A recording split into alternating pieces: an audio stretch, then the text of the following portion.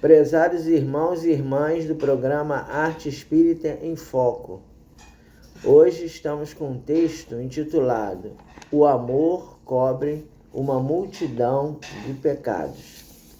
Vou ler o texto e depois vamos fazer os nossos comentários.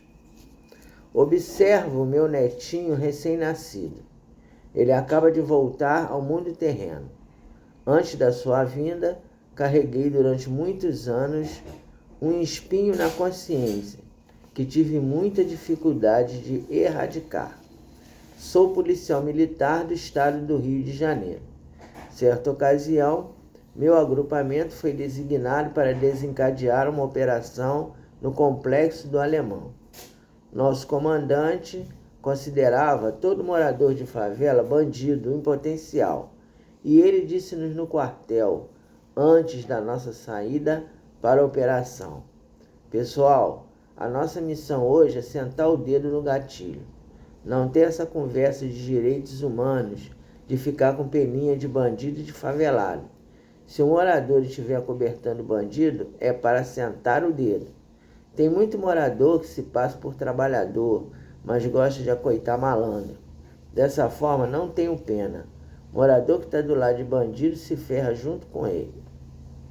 Dito isso, soltamos o nosso brado guerreiro, que proferíamos antes de qualquer missão policial. Missão dada é missão cumprida. Faca na caveira. Fui designado para ir no interior do Caveirão, um blindado capaz de ultrapassar obstáculos que os traficantes colocavam no caminho para atrapalharem a ação. A certa altura, o confronto começou. Os soldados do tráfico dispararam. Começou o forte tiroteio. O chefe da nossa operação gritou: rapaziada, meu comando, subir o morro, avançar na área a ser dominada. Saí do Caveirão disposto a cumprir as ordens do capitão que nos orientava. Em fila indiana, fomos subindo e disparando. Atingimos moelas e becos. Limpamos a área.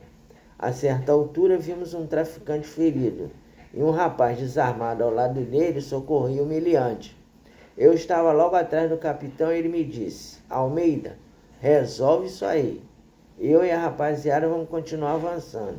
Enquadra esses dois e se encontra com a gente mais adiante. O capitão e meus colegas avançaram, deixaram-me frente a frente com a dupla. O traficante estava agonizando e o rapaz desarmado me pediu: policial, esse cara aqui é meu amigo. Brincamos juntos no morro. Deixa eu levar ele para dentro do meu barraco para que ele seja amparado por Deus antes de morrer. Mas implacável, eu respondi: larga esse cara aí, moleque. Pode deixar que o capiroto cuida dele. Larga ele aí, senão vou ser obrigado a agir diferente contigo. O rapaz fez-se surdo às minhas ameaças. Pegou o traficante e o levou para dentro de um beco, fora da linha do tiro. Lembrei das recomendações do comandante e não pensei duas vezes. Sentei o dedo no gatilho da minha pistola. Derrubei o rapaz desarmado. Para não ter problemas futuros, peguei uma das pistolas do traficante, ele usava 2 armas, e a coloquei na mão do rapaz que eu tinha batido. Nesse momento, fui surpreendido pela presença de uma mulher negra e desgrenhada, que observava a cena de olhos arregalados e gritava: meu filho! Mataram meu filho! Saí correndo da presença daquela mulher. Foi ao encontro do capitão. Quando a operação policial terminou, fomos parabenizados pelo governador, que pela televisão mandou a seguinte mensagem: gostaria de aplaudir os heróis que esta tarde combateram bravamente o crime organizado. É disso que precisamos. Temos que retomar territórios dominados pelo tráfico, amparados na força policial. Profissionais militares capacitados a varrerem da sociedade agentes do mal. No entanto, um fato inesperado ocorreu, algo que me deixou por longo tempo com agudo espinho cravado na consciência. O tiroteio tinha parado, os traficantes recuaram, alguns fugiram. Estávamos na entrada da favela quando uma mãe negra e desesperada que me flagrara derrubando o rapaz desarmado, aproximou-se de mim e me disse: "Por que você matou meu filho? Ele só estava ajudando um amigo dele ferido. Por que você matou ele, policial?" Minha resposta foi dura e impiedosa. Se a senhora soubesse criar seu filho, na hora do tiroteio ele estaria dentro de casa, não ao lado de um traficante ferido. A culpa pela morte do seu filho é sua. Eu não tenho culpa do seu filho ser amigo de bandido. Aos berros, a mulher retrucou: "O senhor está me culpando pela morte do meu filho? Vocês atiram nele e a culpa é minha?" Eu não recuei. "Seu filho morreu porque a senhora não soube criá-lo direito." A mulher correu ao interior de uma casa de material de construção, pegou 1 litro de formicida, voltou para a rua com um frasco de bebida envenenada nas mãos e disse: "Pessoal, o policial está me dizendo que eu sou culpada pela morte do meu filho. Se a culpa é minha, eu vou morrer para rever meu filho e pedir perdão a ele." Abriu o frasco da bebida envenenada, bebeu-a de um único gole. Em poucos segundos o veneno fez efeito.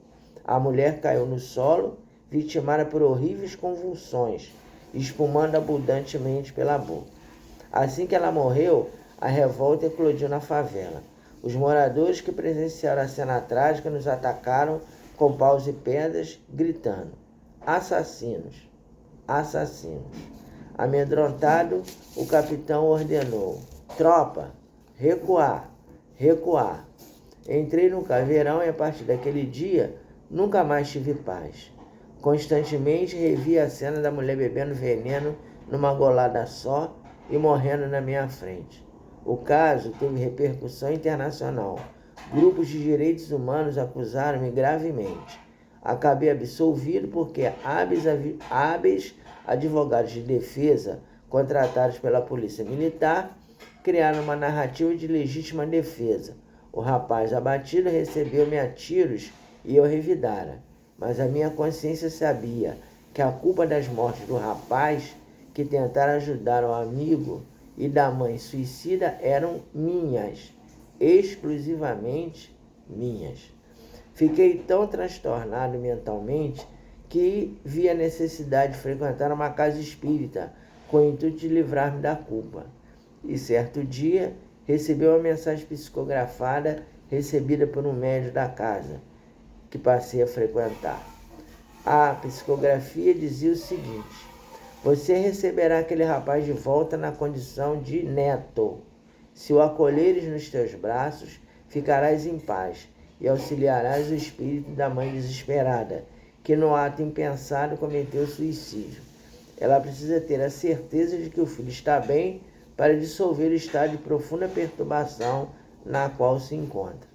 Guardei a psicografia e fiquei aguardando os acontecimentos, até que a minha filha vivenciou uma gravidez precoce. Certo dia, minha filha Deolinda reuniu a família e comunicou-nos: "Estou grávida e quero fazer aborto. Sério, meu namorado é um tremendo mau caráter. Me engravidou e agora está dizendo que não quer assumir o filho. Eu estou muito decepcionada com ele. Fui usada e jogada fora como objeto descartável. Eu quero abortar porque quando essa criança nascer, eu vou rejeitá-la e evitarei até amamentá-la." Naquele instante, recordei a psicografia que recebera algum tempo atrás, e a minha resposta surpreendeu a todos.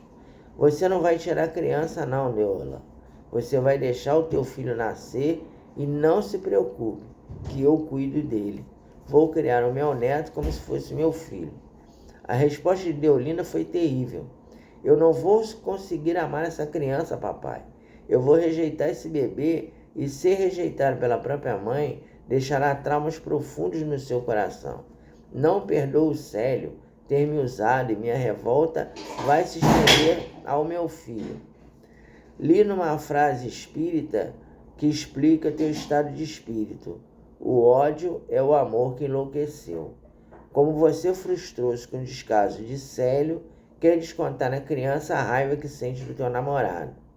E li também uma outra frase muito importante: "O amor cobre uma multidão de pecados." Peguei a psicografia e li para todos os familiares reunidos.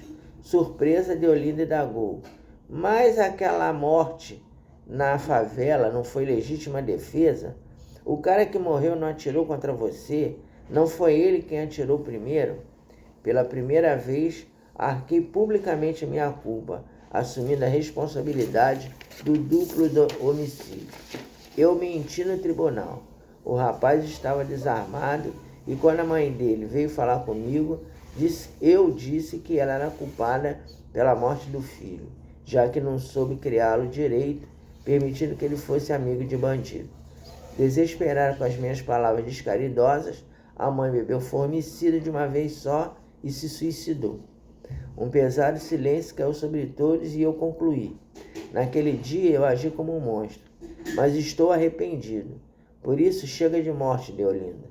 Deixa a criança nascer que eu crio para você. Ao longo dos meses de gravidez, Deolinda tornou-se mais compreensiva e parou de culpar a criança pelos erros do pai. Aceitou a gravidez e conta com a minha ajuda para criar o filho. Nasceu um belo menino que removeu um espinho cravado na minha consciência e com meu netinho nos braços eu disse: perdoa o vovô, meu netinho. Eu não sabia o que fazia, mas agora eu sei que o amor cobre uma multidão de pecados. O texto é esse, meus irmãos, e temos aí algumas coisas a comentar. Primeiro, a questão da violência urbana, que nós sabemos que é um mal que a nossa sociedade padece. E nós espíritas temos que buscar ampliar o nosso processo de compreensão, compreendendo que tanto os policiais como os irmãos que caíram no crime são dignos da nossa compaixão e da nossa piedade.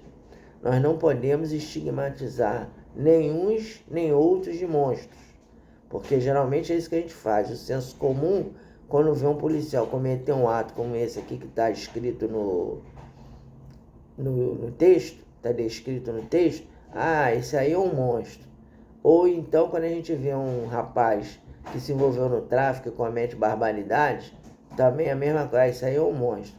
Então, nós que somos cristãos, nós temos que compreender que estamos num mundo de provas e expiações, estamos numa sociedade ainda muito desigual e que muitas vezes a pessoa erra, mas é possível que a pessoa retifique o erro, exatamente porque o amor cobre uma multidão de pecados. Então a gente viu ali no caso do policial, ele realmente agiu errado, ele mentiu no tribunal, ele foi libertado porque teve o auxílio de hábeis advogados de defesa que colocaram a culpa nas mãos do rapaz que tinha sido assassinado, mas ficou o espinho na consciência, ficou aquela situação em que ele não conseguia se libertar da culpa, né? Não conseguia se... que minha mulher tá passando aqui, vem cá, filha. Lucy, vou chamar ela aqui porque ela passou aqui, eu vi, todo mundo viu. Vem cá, filha. Lucy, chega aqui. Aquela dali é minha esposa, ela passou aqui de baixinho, mas todo mundo viu. Então eu estou gravando em casa, que hoje eu não pude ir no centro. Então essa aqui é minha esposa Lucy, que é meu amigo aí, conhece ela. Tá? Ela passou aqui baixinho, mas todo mundo viu, então eu estou apresentando ela para vocês. Então voltando aqui. Os nossos irmãos policiais, eles erram, cometem erros, mas a gente não pode generalizar, dizer que todos eles são pessoas de má fé, que todos eles são pessoas sem coração, porque eles vivem sob pressão. Quando você sai para entrar numa comunidade, a gente não está também querendo justificar o erro de ninguém, a gente só está fazendo uma análise imparcial. Então, quando você sob pressão, você vai e entra numa comunidade, você não sabe o que você vai encontrar. E muitas vezes você comete atos ilícitos como esse que foi cometido aqui pelo nosso companheiro. Mas você não pode dizer que, por causa daquele ato errado que ele cometeu, que ele não ficou com espinho na consciência, que ele não traz uma marca, né, na consciência de que ele errou, tá? Então, isso ocorre. E os nossos irmãos do tráfico, a mesma coisa. Muitos deles, por uma questão de problemas familiares, problemas emocionais, de traumas na infância, cai no crime e a pessoa, às vezes a gente fala assim, o camarada, a pessoa entrou no crime porque não quer trabalhar, porque é vagabundo, que é preguiçoso. Não, não é isso, né? A pessoa a gente tem que analisar de uma forma mais profunda. E uma coisa que a nossa sociedade ainda não conseguiu, e por isso que as cadeias, os presídios estão lotados, é a ressocialização daquelas pessoas que buscam esse caminho, né? Nós, enquanto cristãos, enquanto sociedade civil, nós temos que lutar para nos mobilizarmos para que a pessoa que é envolvida com essa situação, que ela possa ser ressocializada. E também eu tenho um companheiro, um amigo meu, que ele trabalha com policiais que estão com problemas problemas emocionais por causa de ações ilícitas que cometeram.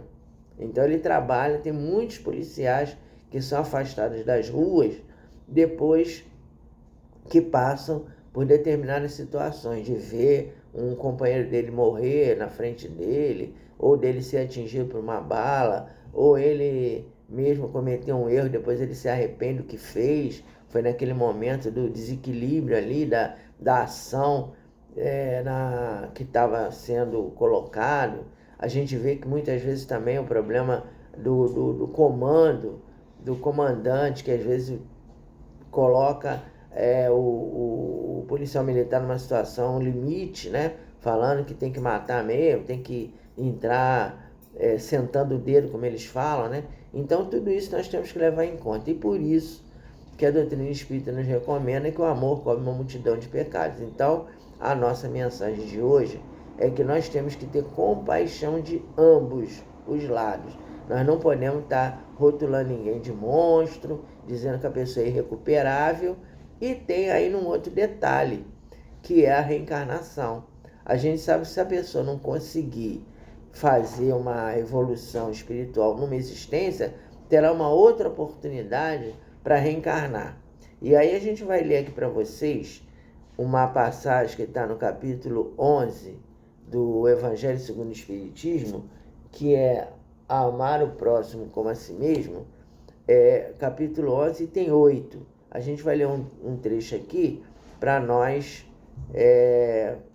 falarmos a respeito. Então aqui está falando assim, o Espiritismo a seu turno vem pronunciar uma segunda palavra do alfabeto divino. Estais atentos, pois que essa palavra ergue a lápide dos túmulos vazios, e a reencarnação, triunfando da morte, revela às criaturas deslumbradas o seu patrimônio intelectual. Já não é o suplício que ela conduz o homem, condu-lo à conquista do seu ser, elevado e transfigurado. O sangue resgatou o espírito, e o espírito tem hoje de resgatar da matéria o homem. Disse eu que em seus começos o homem só instintos possuía. Mais próximo, portanto, ainda se acha do ponto de partida do que da meta, aquele em quem predominam os instintos. A fim de avançar para a meta, tem a criatura de vencer os instintos em proveito dos sentimentos, isto é, que aperfeiçoar estes últimos, sufocando os germes latentes da matéria. Os instintos são a germinação e os embriões do sentimento. Trazem consigo o progresso, como a glândula encerra em si o carvalho.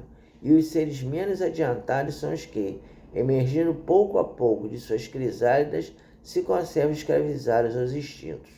O espírito precisa ser cultivado como um campo. Toda a riqueza futura depende do labor atual, que vos granjeará muito mais do que bens terrenos. Granjeará a elevação gloriosa. É então que, compreendendo a lei do amor que liga todos os seres, buscareis nela os gozos suavíssimos da alma, prelúdios das alegrias celestes. Essa mensagem foi dada por Lázaro em Paris, 1862.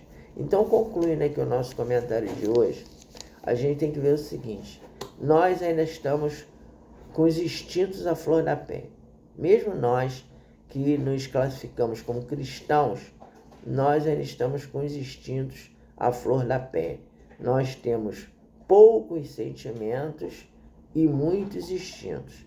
E tem aquelas pessoas que têm ainda um predomínio maior de instintos e os sentimentos são pouquíssimos, né?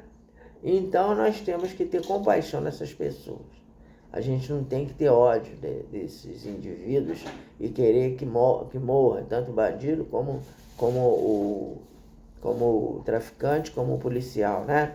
A gente vê aí os escalabros que são realizados. Ah, não, tem que pegar o bandido, matar. Tem que pegar o policial e matar também, né? Tem que ser olho por olho, dente por dente. Não. Nós temos que nos pautar na lei do amor, temos que compreender as limitações de cada um, temos que nos colocar no lugar do outro, porque se nós, por exemplo, graças a Deus, nessa existência, eu tive uma possibilidade de reencarnar numa família equilibrada, que o meu pai e minha mãe me deram possibilidade de sobrevivência, de estudar, mas se eu tivesse reencarnado numa comunidade com uma família difícil, com uma família que não me desse condições de ter uma moralidade, como é que eu seria? Será que eu seria essa mesma pessoa que eu sou hoje? Com certeza que não. Eu teria muito mais dificuldade de me colocar na sociedade se eu tivesse reencarnado numa situação mais complexa. Eu me conheço, eu sei que eu sou uma pessoa muito limitada e eu não iria ter uma vida emocional equilibrada se eu tivesse reencarnado numa família desajustada. Então é isso que a gente tem que pensar. É ter empatia com o companheiro. Quando a gente vê o irmão com a arma na mão, aquilo ali é um monstro, aquilo ali tem que morrer mesmo, tem que pegar a polícia, tem que matar. Mas e o histórico daquele companheiro? O que o levou àquela situação? Como é que foi o histórico familiar dele, a infância dele? E a mesma coisa o policial, né? O policial, mas o policial, a maioria é corrupto, não sei o quê. Mas a gente também tem que ter compaixão, por quê? Porque não é fácil você, com uma arma, entrar numa favela para enfrentar pessoas que querem te matar, né? Ali você deixa que os seus instintos primários ressurjam, né? E aí a pessoa fala, mas essa pessoa não está preparada para ser policial, então que não seja. Mas às vezes a pessoa não tem opção, né? O indivíduo ele, às vezes tem que optar por isso, por essa profissão arriscada, porque não tem outro jeito, né? Então, meus irmãos, fica aqui a recomendação para que nós consigamos lutar como coletividade, como cidadãos, para a ressocialização dos irmãos que estão afastados do caminho correto, tanto policiais como os irmãos do tráfico, né? E que nós procuremos permitir que os nossos instintos fiquem sob controle e que o amor cubra uma multidão de pecados.